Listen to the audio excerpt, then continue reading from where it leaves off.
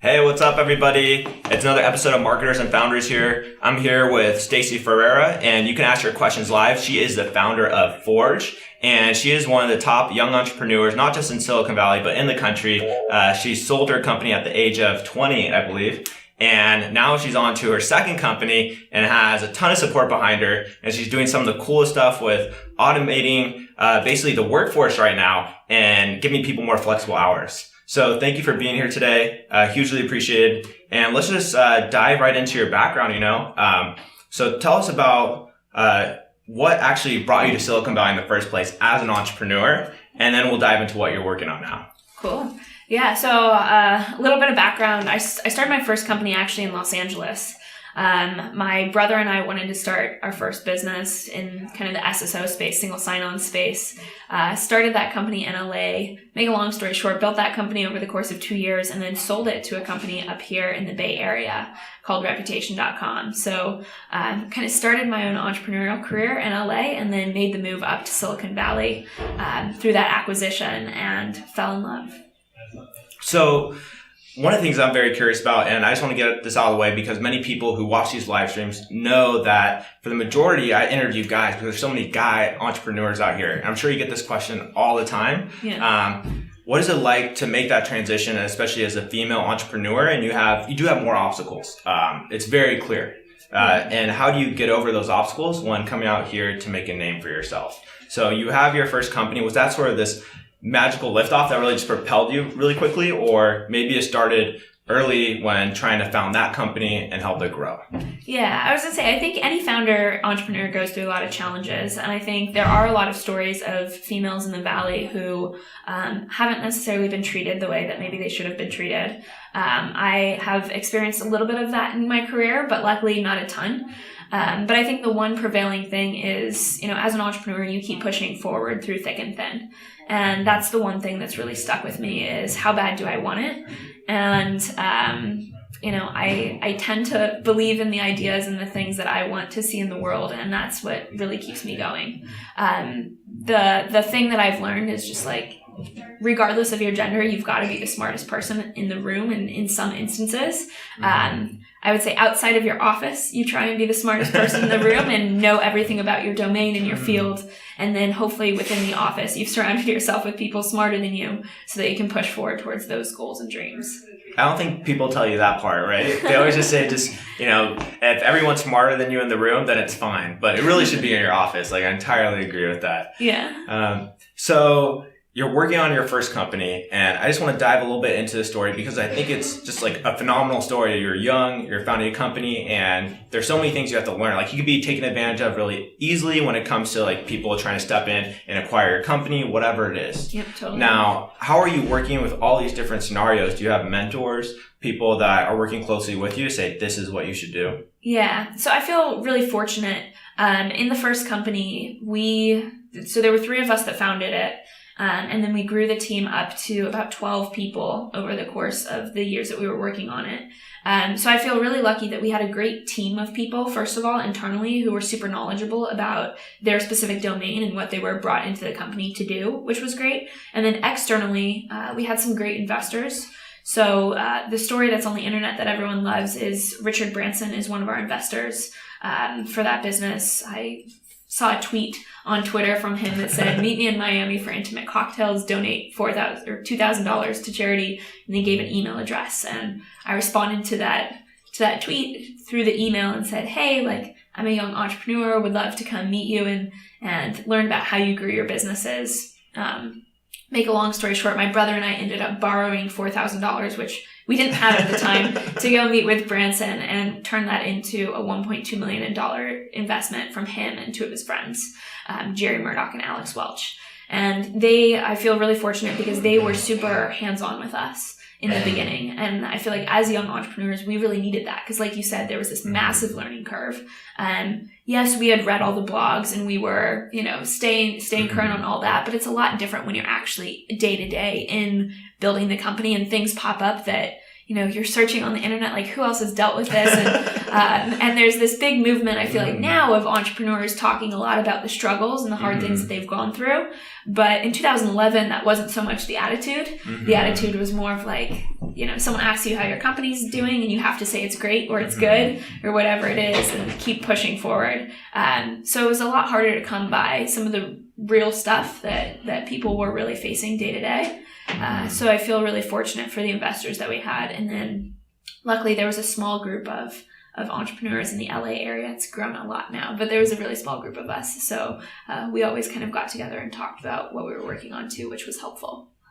Wow. So you're around the best mentors, Richard Branson, of all people, right? Yeah. And he's helping you. Now, I just find it very interesting, the part that you said in 2011, there weren't many entrepreneurs talking about their stories and from a very personal level. And now that sort of like filled the internet. It's really helping people out today, such as people that go through a number of failed startups, right? Such as myself. And I'm like looking online, I'm like, oh gosh, who has gone through this before, right? And it was all taboo. And now it's actually, people take pride in it to some degree.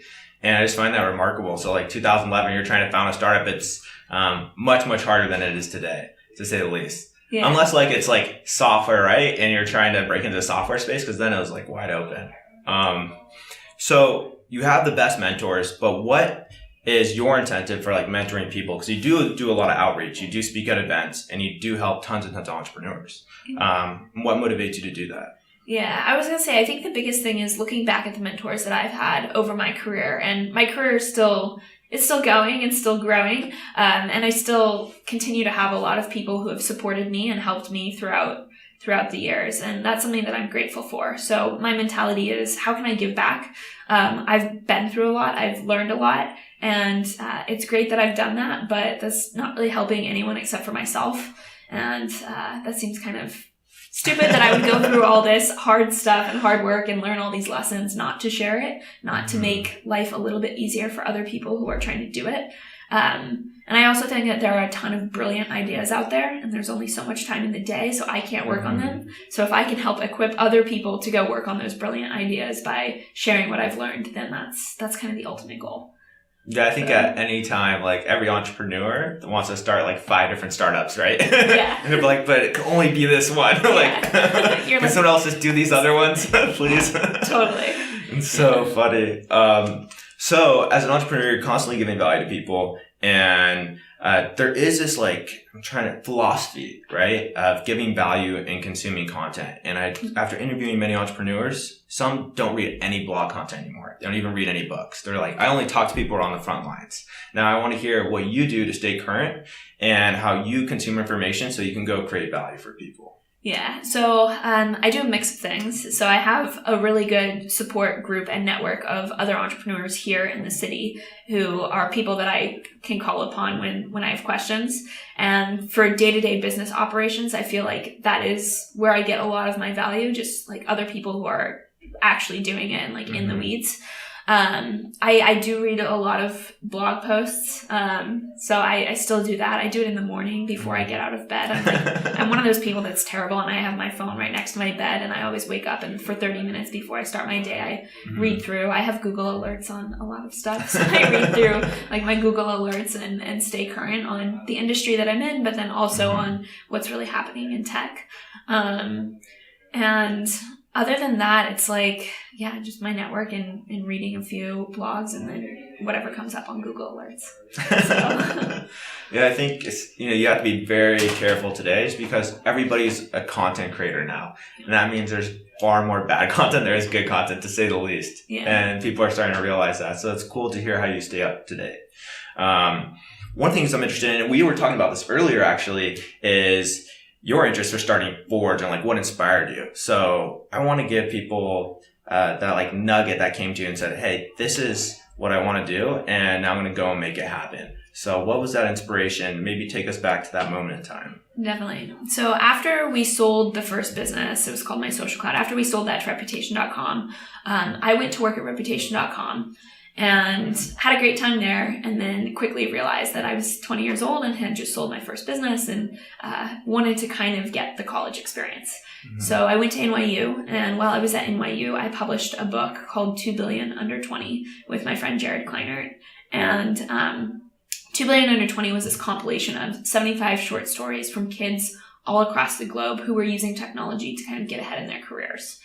And one of the things that I realized through that was, as I was talking to a bunch of these young people, they kept saying, like, I want flexibility, I want work-life balance, this is why I'm pursuing my own gig as opposed to going and getting a job somewhere. And that was really fascinating to me because I grew up in like an immigrant household, and the mentality was you go to high school, you go to college, you get a job, you get married, you have a family, you climb the corporate ladder, and like that's what you do. And all of a sudden I had not experienced that myself, and then I had seen all these other people who were my peers who were saying, yeah, I don't want to do that. I want to do my own thing.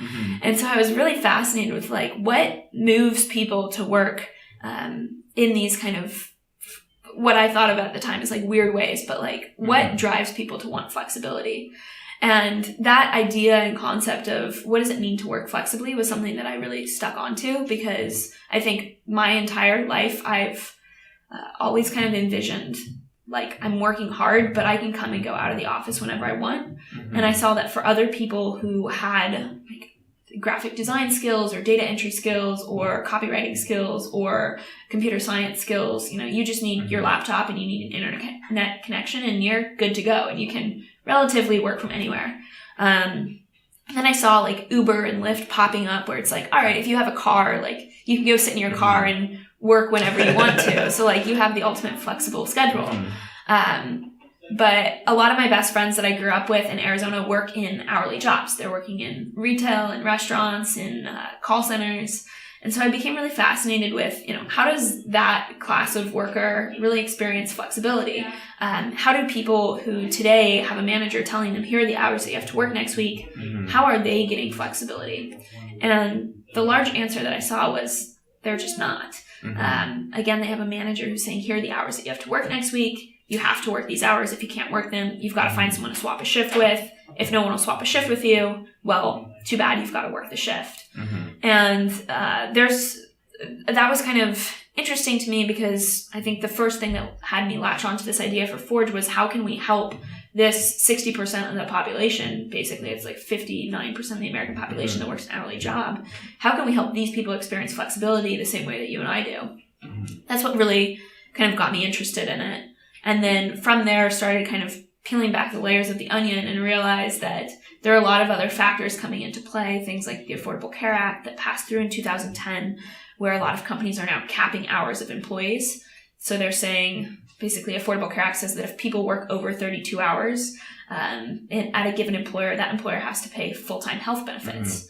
And so a lot of employers, we saw them cut hours saying, we're just going to give people 26 hours instead. And that's what's contributed to like growing rise of inequality in the United States. And I think inequality is also one of the biggest problems that our generation faces. We've got a growing number of people who have rising debt. We've got jobs that are going away because of like technological advancement and automation. Yet at the same time, we've got a large swath of the population that has a skills gap. And so because of all these things kind of coming to a head at once, I think that kind of pushed me in the direction of like people need flexibility to choose their own hours just because it's the right thing to do. People want to have work-life balance, but also because there's a large segment of the population that needs it in order to make a living wage. But then talk about going above and beyond a living wage. Flexibility empowers people who want to work more, to earn more money, to increase their own wealth, gives them the opportunity to do that. And so I thought all those things coming together at once is kind of a powerful move towards me wanting to do this. I entirely agree. And just to, go off of your point, you have one industry that implements like one piece of software that can automate across maybe 50 of its locations, and all of a sudden you lose like 500 jobs, right? And people understand how fast this is happening. I was talking to a growth marketer the other day, and he was said, I did so well at my last job. Honestly, it was so sad because I automated most of their processes. And by the end, they fired half their staff. And it wasn't because they weren't profitable anymore, but they're actually doing better just purely based off this automation I set up. And I was like, oh, wow. Like, it's very intense, Totally. So I want to hear what you would do in a particular scenario. For example, let's say many people in our audience, which they are, they're looking to start a startup this year, and they're looking to get funding, and they want to get traction too. Now, that can all happen in a year if they know what they're doing, and I truly believe that. What would you do if, let's say, you were starting from scratch and you had 1 year to start a company? Yeah, definitely. So I think the model that I like a lot is, depends on the type of company that you want to build, but let's say you're going for a high-tech company that is venture backable, so something that VCs would back. What I would typically do is first, you've got to vet your idea somehow. You've got to make sure that, and I can give you an anecdote. I did this for Forge, right? So I wanted to make sure that I wasn't crazy and that the idea that I had for Forge was something that people would actually see value in, that customers would actually buy. So what I did was I built the first version of Forge. I built a prototype of it. I built kind of 2 prototypes of it. The first was just like straight HTML web page. There was no backend associated with it, but just to kind of get down the flow. And I took that to our target customer. So I took that to a bunch of retailers, to a bunch of restaurants, to a bunch of team members who were working at retail and restaurants, and got their thoughts on it and said, is this something that you would actually use if it was built? And got a lot of thumbs up from people, got a lot of, this is going to be really hard for you to do, but thumbs up. And so I was like, okay, great. So I went to our customer segment, realized that yes, this is something that people actually want.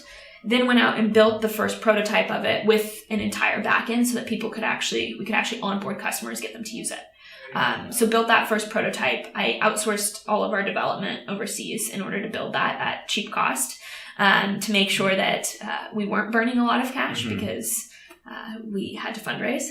So I went out and built that first version of it. While we were building that first version, based off the customer interviews, we actually went out and did our first financing.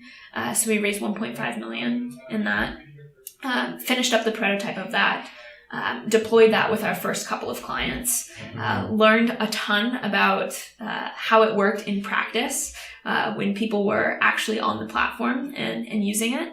And from that, kind of gathered all of those lessons and realized that there was one particular market segment that we really wanted to go after as a business. I realized that we needed to recapitalize in order to do that. So I went out and raised another $1.1 million.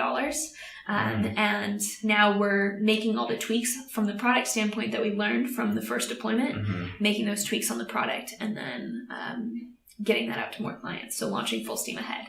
So it's totally doable within a year. I was going to say start with the kind of minimum viable thing. Make sure that you've got a product that fits a market need. Then build it, get your first customers onboarded to it, and then figure out where you need to be from a market standpoint. Like, what's the product that you've built? What market segment are you going after? Are you targeting, in our case, small businesses or mid-market companies or enterprise companies? What are the demographics of those companies? What do they look like? How do you make sure that you're not spending your time trying to sell into people who are not the right person for your product? Get your first couple of clients onboarded, and then full steam ahead from there. Well, I think that's a great answer. And it's funny because I was talking to Jack Smith, who's like a good friend of mine. He co-founded like Bungle and Chip. And his famous line that he says all the time is, don't write a single line of code before like your idea is validated. And until people actually say like, I'm going to give you money right now, right? And do you think your product background has helped you a lot to validate an idea before you go full steam ahead? Because when I look at almost most entrepreneurs, first thing they do is go full steam ahead. As much as they know they shouldn't do that now. And they go to all these talks, all these conferences, but they still do it anyways. And it's crazy to me. I'm like, just stop it. Like, totally. Would you say your product background played into that? And did that come also from a learning experience of maybe a mistake earlier where you try to push something forward and you're like, oh, well, no one wanted it. Yeah, totally. So I was going to say, I think the biggest thing that helped a lot is growing up, I learned how to code, just like very basic. Like I can't set up like system architecture, all that sort of stuff. But I think learning how to build just a basic website has been something that's helped a lot because it helps be able to very quickly put together. I think it took me like maybe 3 days to build the first like HTML site for the concept of Forge.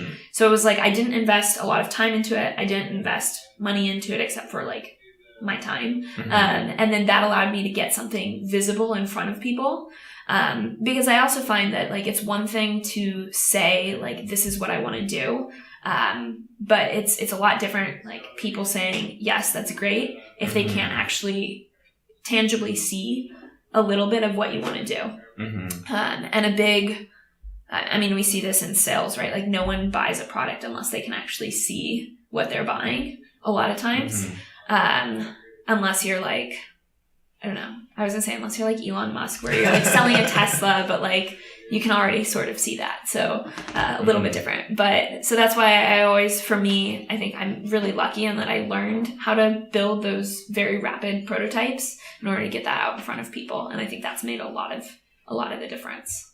Yeah, I think that's huge. I would say almost like the best skill that any entrepreneur could have is just to iterate faster and test things faster, like by far. Totally. Yeah. I think I test like 50 different things a week, and yeah, I'm just so surprised that more people don't do it. They build like an entire website. Like right now, and that's why I outsource a lot too. Like people are like, oh, well, don't you need to hire like this huge team? I'm like, I'm going to outsource a really small version of this that solves just one pain point. And like, I can get some reaction from that. Totally. Yeah. So funny.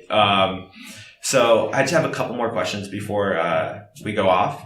And one of the questions goes into your habits and routines. So as an entrepreneur and as someone who's like, how old are you now? I'm 24. 24. So you're a young entrepreneur.